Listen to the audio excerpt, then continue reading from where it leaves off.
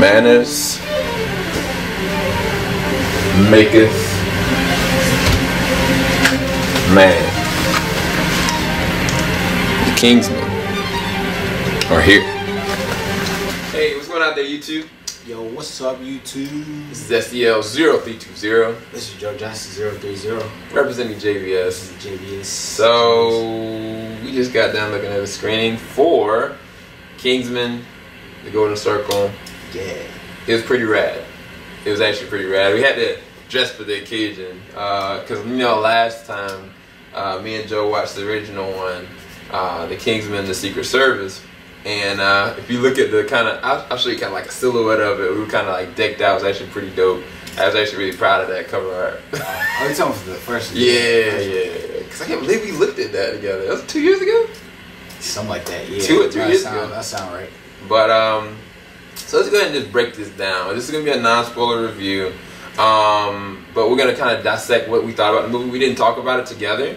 But everybody is generally back. Everybody that did live through the first one, minus Samuel Jackson, they were back in action in this one. And I gotta say, this one is actually a little bit more action-packed. There's a lot more gadgets in this one. I think they definitely overexposed a lot of the CG elements and the visual effects, but I think in a good way. I think that one of the biggest things that the first one did, they showed some really dope action moments where the camera would take the side angle and show the different ways of combat and the danger. I felt like there was a lot more feeling of dread and danger throughout most of this movie, even more so than the original one. But I think that the church sequence in the first one, I don't think I saw anything that kind of compared to this one necessarily, but there was some really good action in this one. What did you think about the visual effects and I guess the actions in this one?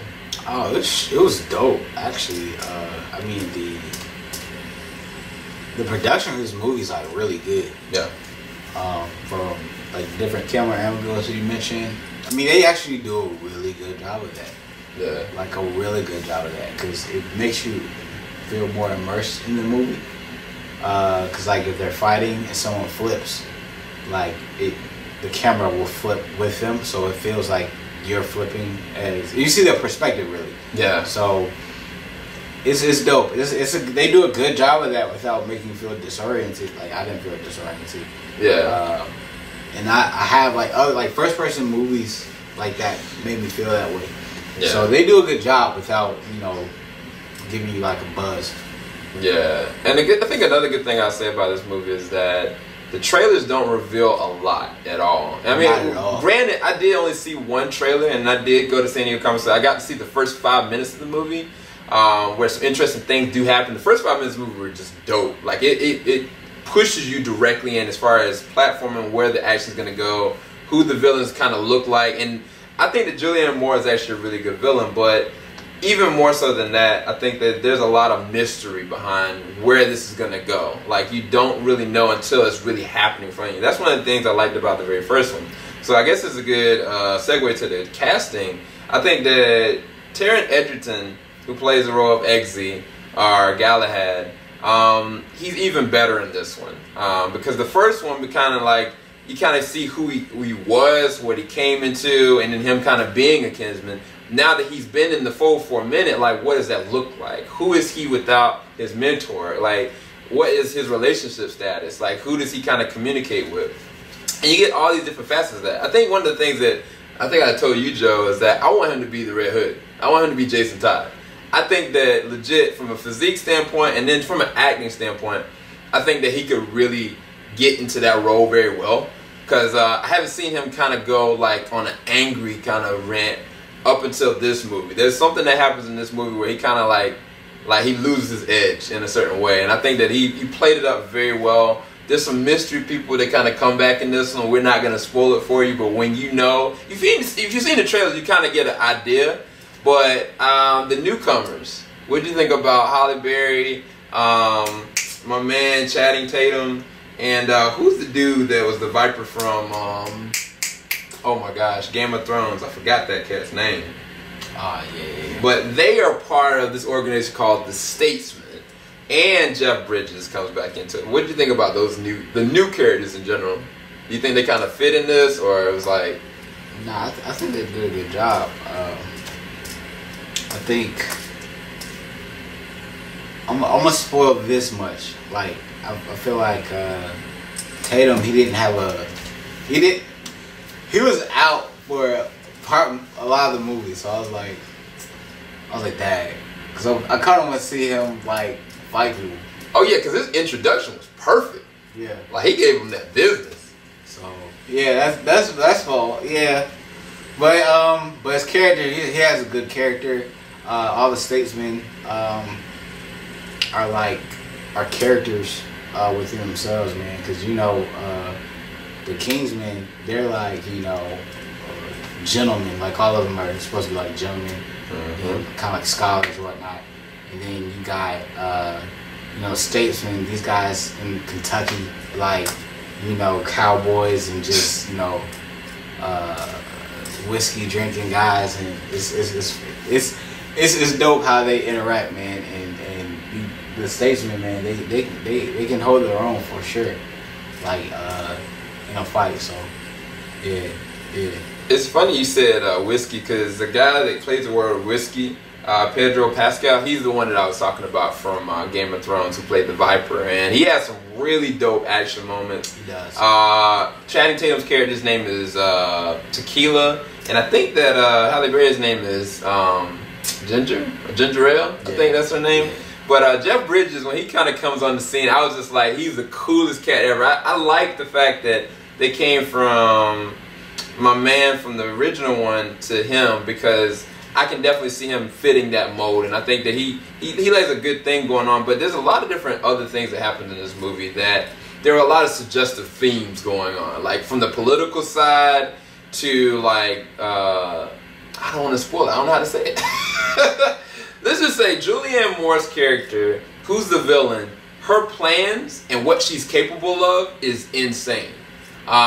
When you get introduced to her and what she really does to the people she even works with, or they have work underneath her, the lengths that they have to go to just even be in the organization, just crazy. And I think she does a really good job with the uses of technology and the uses of going against people's morale. And I think that Julianne Moore, she did a really good job as a villain. I didn't think that she lost anything. There were certain moments I was like, this is going to be really cheesy or campy. I think she's just such a good actress that she was able to sell what she was doing and commit to it. Not take it too seriously, but when she needed to be fierce, you feel her. Elton John.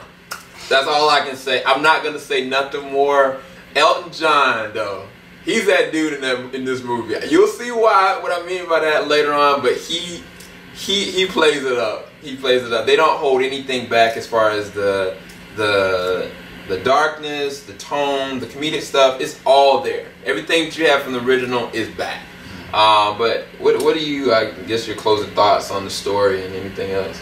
Yeah, I mean, I guess like you're watching the non-spoiler, you're thinking, hey, should I watch the movie? I mean, if you checked out the first one and you like it, you definitely check out this one. You'll love it. I would use the first movie as a frame of reference, because they capitalize on like the first movie. They give you more action. And definitely they add a lot more stuff to it. So you definitely use the first one as a frame of reference. If you like the first one, check out the second one. You'll love it. Yeah. I guess a better question is, did you like this one more than the first one? Yeah. You did? Yeah, definitely. I guess, why? It's more action. It's more action. It is. Well, not way more action. It's just, the first movie there was a lot more like the introduction of getting them trained. Now it's like you're trained. Let's go. Yeah. I think the reason why I like this one a little bit more than the first one, because the first one, I love the first one. I can rewatch this second one as well as much as I did the first one, because in the very early first act, you can really feel like the stakes there. There's something that really happens, and I was just like, wow, I can't believe they went there. If they went there early on, then, something else could happen later on to a person that I like or a character that I like. Shout out to my man Mark Strong that plays Merlin. He did a lot more in this one than he did even in the first one, because the first one, like Joe said, it was more concentrated on the training. But in this one, he was able to really kind of submit himself as like, he is a big backbone of the Kingsman. When there's nothing left, Merlin is always there in the cut. And Mark Strong does a really good job in his role. I forgot to talk about him. But I really felt the real stakes in this one, even more so than the original. Which I know that's kind of like, what do you mean? The first one, like, you turn on this switch, everybody goes and tries to kill each other. Well, there are stakes. And Julianne Moore, she really exploits all those. So you'll just have to see. I think if you enjoyed the first Kingsman, you'll really enjoy the second one. Some people are going to defer to the first one just because the originality and nostalgia of what that was. And they'll just say, oh, this is just a rehash. But I think that, like Joe said, that they really took the points and the moments that happened in that one, and then they really overcapitalized on it for this one. So I give this one a 9 out of 10. I actually really enjoyed it. I didn't have any real faults with it necessarily. There were some cheese moments. There were some unnecessary things. Channing Tatum could have definitely been reutilized a little bit more. Other characters could have been utilized a little bit more as well, character development-wise. But if you're going for action, I think you're going to enjoy your time with it. But what is your, I guess, closing number and thought? Oh, I'll give it an 8. Sorry, stuff like if I just get graded as a movie, I'll give it an 8. It's a good movie. What they're trying to achieve, and they're going for. I feel like it fits in a certain style, like a movie. Like I feel like either you're gonna like it or you're not gonna like it. That's true. But as far as like a movie, I think it's a good produced movie. So I give it an 8. Yeah, I think that people are going to rally behind this. Like, the way I look at it is, like, come this weekend, people are going to be like, oh, wow, from word of mouth, they're going to be like, that was funny, that was cool, and I think you're definitely going to rally behind it if you enjoy the original one. So, hope y'all enjoyed our review for Kingsman. The Golden Circle, go and check it out. Let us know in the comment section below if you enjoyed it, or if you're hyped for it and you're ready to see where it's going to be. Let us know if you want us to do a spoiler review as well a little bit later on. And definitely, please subscribe. Keep it locked. JVS, we ain't going to stop. Y'all want to spend it for free? Let us know. Peace, guys. Actually, not for free. Peace.